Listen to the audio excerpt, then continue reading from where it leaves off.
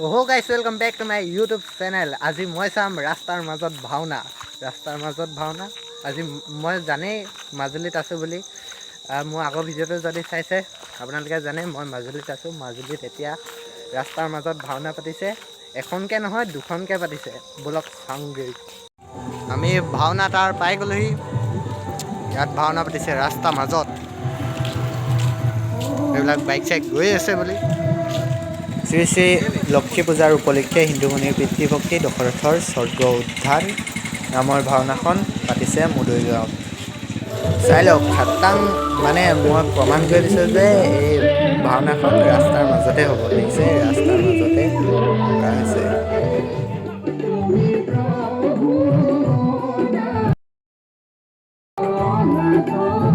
বেলেগনো কি দেখুৱাম, ভাওনা আৰম্ভ হ'ল। ভাওনাকে চাওক আৰু।